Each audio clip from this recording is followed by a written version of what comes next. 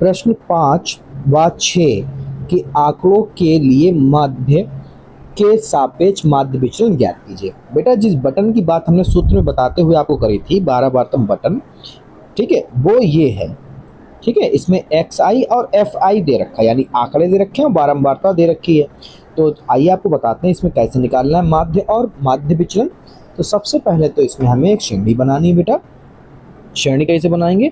श्रेणी में सबसे पहले XI और जो आंकड़े दे रखे हैं उसको लिखेंगे और फिर FI लिख लेंगे जो आपको बारंबारता दे रखी है। फिर इनकी गुणा करा लेंगे XI और FI और XI की। ठीक है, इसको हम F और X भी लिख सकते हैं। फिर उसके बाद में हमें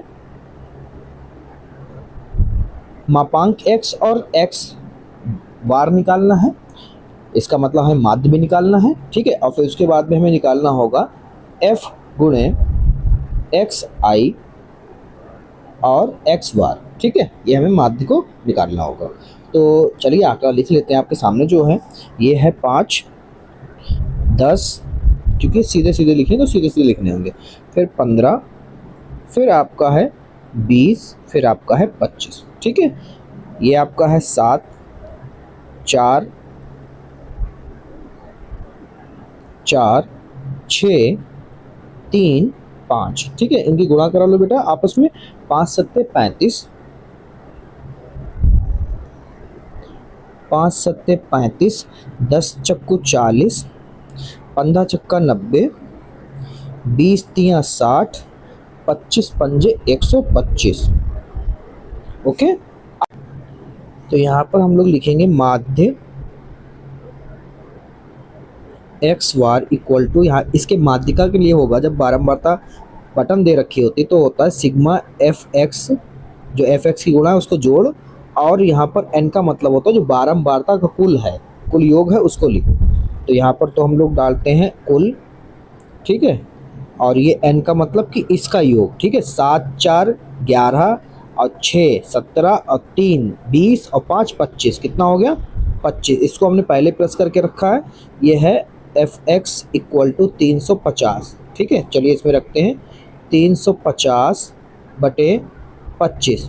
तो चलिए इसको कट करते हैं बेटा, तो ये जाएगा 25 एकम 25, 25 एकम 25, 25 चक्कू आपका हो जाएगा 100, 10 बचा 100 हो गया, 25 चक्कू 100, तो ये आ गया 14। कितना है? 14। ठीक है, तो अब हम निकाल लेंगे यहाँ से कि x का मतलब 5 में से 14 जाएगा, बचेगा माइनस के 9, मगर मापांक लगा है तो ये प्लस का हो जाएगा 9। ठीक है, इसी तरह से यहाँ देखिए 10 में से 14 जाएगा, बचेगा माइनस का 4, तो वो मापांक लगा तो प्लस का 4 आएगा। इसी तरह से 15 में से 14 जाएगा, बचेगा 1, मापांक घटेगा, प्लस का प्लस ही रहता है 1। ठीक है, यहाँ आप देखिए कितना है 20 में से 14 जाएगा, बचेगा 6। ठीक है, ऐसे ही हम 25 में से 14 को घटाएंगे तो हमारा बचेगा 11। ठीक है, ओके। अब क्या करना है, हमें इसमें गुणा कराना है कि F की इससे गुणा करानी है। 7 की गुणा 9 से करो, 7 नेम 63, 4 की गुणा 4 से करा दो, 4 चक्कू 16, 6 की गुणा 1 से करो, 6 कम 6, 3 की गुणा 6 से करो, 3 छाक 18, फिर यहाँ पे कराओ 5 की गुणा 11 से कराओगे आ जाएगा 55।